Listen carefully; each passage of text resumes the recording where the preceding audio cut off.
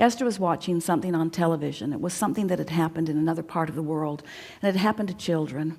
And the mothers were wailing, and as Esther was watching it, she was beside herself with discomfort.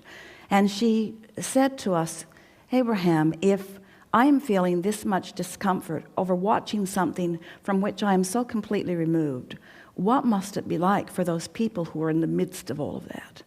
And we said to Esther, your pain in this moment is greater than theirs, because the contrast between who you are and what you are living and what you are allowing right now is greater. And because in the midst of that, other things are happening to them, other coping mechanisms are taking place. That's the most significant thing. So you do a real disservice to yourself, and we're not trying to talk you out of it because you're launching all kinds of global rockets of desire, but we're just saying to you that you will not be able to sort yourself out of this by getting more and more specifics. We have never heard more articulate conversation. We have never heard words come together more accurately or comprehensively. You are really good at conveying what you are feeling, and you've taken on yourself the discomfort and discord of maybe millions of people and directed it to us in perhaps the most profound and powerful way that we've ever experienced it. And in all of that, we only have simplistic answers for you. Those answers are, life is supposed to be good, not just for Esther and not just for some, but for all of you. And when it isn't, something has gone terribly wrong. And every single time, the thing that has gone terribly wrong is that an orientation or a perspective has been developed and practiced to the point that other evidence can't come in. In other words, when you have decided something in a very powerful way, then it must be, because law of attraction will always present to you exactly the package that you are practicing all day, every day. You've got no argument with that. And so we do not sense that your life reflects this now in this powerful way. At one time, yes. But we want to say to you that you are taking more upon yourself. This is really what we would like to say to you. In the same way that Esther, through allowing Abraham, is a voice that really perpetuates more and more people coming into their personal alignment and allowance. That when someone is articulate and accurate as you are, presents an opposing point of view, that you are, in essence, not creating for the masses, but you are presenting a vibrational forum that allows that grid to fill in more easily. Because you cannot be a vibrational match to something without perpetuating it. You just cannot be. So, silly as this is going to sound to you right now, we want to say, you're just having one hell of a step one moment. You're just having that I know what I don't want moment. And if you were not, from the core of your being, someone who understood so profoundly that that is not the way it is meant to be, you would not be experiencing the discord and discomfort that you're experiencing. In other words, the enormity of your outrage.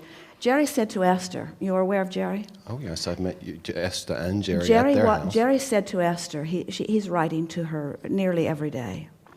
He said to Esther, I understand the profound depth of your love for me by the profound depth of the pain you are feeling in believing in the absence of me. And this is sort of what we'd like to say to you, is that we know of the depth and the power of who you are and what you are really wanting. You are a powerful being who understands well-being at the very depth of your being. And when you focus for a little bit or for a long while, as you have, upon the opposite of that, then it is logical that you would feel in the way that you feel. I've spent a lifetime doing this work. I read clairvoyantly. I could read everybody in this room and they'd go home with a really good piece of information. And I'm sensitive and I see very deeply. And what I see after a lifetime of putting stuff in the vortex is that when is my moment? When is my moment? If you want to take this from the general to the personal, okay. It's not here. It's not coming. And the stuff in the vortex isn't there. And I'm living misery, and I have been for a long time, ever since I really practiced my art. Becoming more sensitive is part curse. Well, your perspective is valid, and we would not for a moment try to talk you out of it. But we do feel in all that you have said here that your desire is different than the reality that you are describing. And that as long as that desire is pulsing within you, and it is, that we will continue to give our undivided, whether you believe it or not or even care or not, we will continue to give our undivided attention to that. And we want to say to you that you represent not necessarily large numbers of people, but you represent in your discourse here the perspective of humans that believes that they are not the creator of their own reality, that they have no creative control. And we want to say clearly to you that you do create your own reality, that you are creating your own reality, and that everyone is not having the experience that you have described. In fact, the majority of the people who are here in this room do not resonate with what you're saying at all. They are eager to allow this conversation because they all know people who feel a bit like you're feeling. But they don't feel this way. Well, if I was the creator of my reality... Since you are the creator of your reality...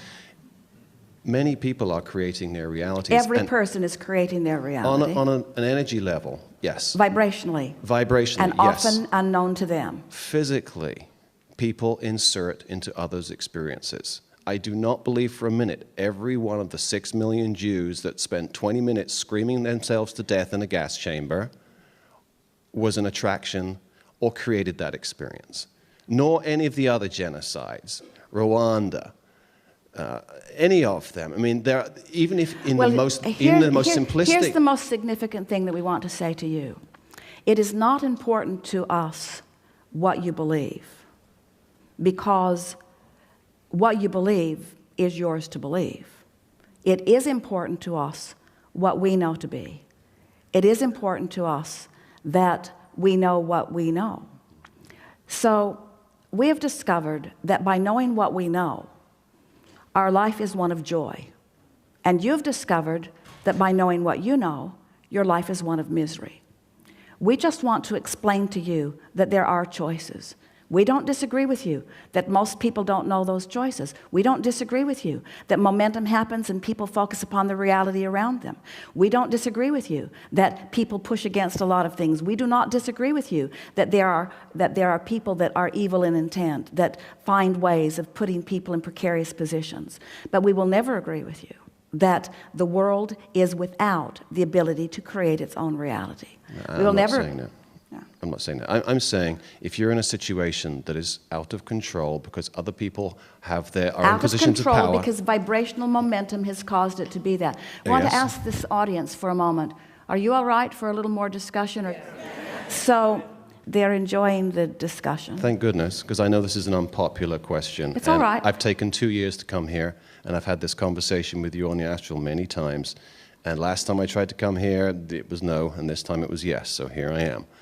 What I'm trying to say is that people create a physical reality in big institutions, big pharmaceutical companies, big insurance companies, big banking, and we are caught up in that, whether we like it or not. We are born into a system in whatever country it is. We agree that the systems surround you, but we do not agree that you have to be bound by your perspective of them. And what we've been wanting to help people with recently is to unravel the specifics by getting more general. And people are beginning to discover, someone who feels as strongly as you do from your perspective would say, well, you're just teaching them to put their head in the sand, that ignorance is bliss. And we would say, head in the sand is good if the alternative is focused upon something that will cause an attraction of unwanted, and ignorance is bliss if attention to the unwanted causes you to practice a vibration that causes a point of attraction that gets you more of what you do not want. So we do not disagree with anything that you're saying. We just, as Esther began receiving us in the early days, all those years ago, she did not have a religious background. She did not have a philosophical background. She was, for the most part, just living life happily ever after. So, and Jerry had endless questions. It would not have been unlike Jerry to have presented a question much like the one you've presented in those early days, because he was always riding in on his white horse with his white hat, trying to right the wrongs of the world, and felt great frustration that there were those who were not cooperating with that intent. And as we began interacting with the two of them, Jerry must have asked thousands of times, about one thing or another. And our answer was, that's not your work. And then he'd come at us again, and we'd say, that's not your work. And then he'd come at us again, and we'd say, that's not your work. Until about 4 months in, he said, Abraham, what is my work? What is my work? And we said, your work is to shine a spotlight on the well-being of this planet. Your work is to shine a spotlight upon what is wanted, to practice what is wanted with such profound attention that it reverberates in your being so that it becomes your chronic point of attraction. That is your work. And that's what you are doing. And my question to you is, why now? I mean, if you're in non-physical, where there's no time and no space, you could be anywhere along our time track. You could be with any different species. That's a misunderstanding. That's a misunderstanding, because we are here with you where there is time and space. We are 11 minutes over time. There's that much time and space going on. We are here with you in your time and space. Non-physical energies are here with you. They are here with you. And that is the reason that you feel such discord, because there is so much available non-physical information and non-physical support and guidance. And when humanity, a piece of it as small as one individual or a larger group like 6,000 people in the gas chambers are focused in such ways that they deprive themselves of that well-being, it makes for a big and very unpleasant and, from our point of view, unnecessary event. Okay, so as you survey the people of this planet, how many of them do you see living the contrast, and how many of them do you see living the joy that they've created? 100% of them are living some point of contrast, and about 5% of them are chronically conscious and aware of their vibration enough that they're guiding themselves mostly to joy. And we would put Esther in that 5%, and she had a kidney stone. So we're not saying she is always there, but we are saying she is chronically enough there that by Earth standards, she's a joyful being, and there are many of you who are that way, you see. Your pessimism is accurate, but you have focused it into being. So you're accurate in the fact that you have found it, but you're not looking broad enough, you see. You're not looking broad enough. And if you were to look broader, you would begin to see some of what we see. I do. And when you catch a glimpse of it and begin to focus there, then your world must reflect to you in a different way. You are creating the world through the vibration of your point of view. No argument with that. The thing that I think you're missing is that we live out there.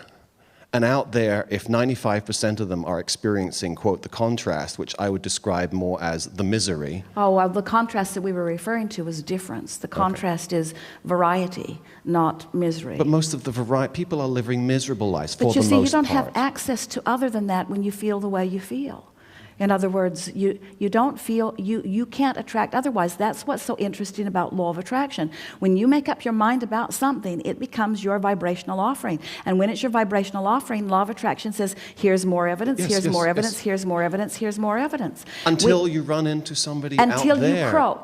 Until you croak, and then you find all that you've put in the vortex, and then you understand, and then you become a chorus or a voice with the likes of Abraham in order to explain that there was a misunderstanding.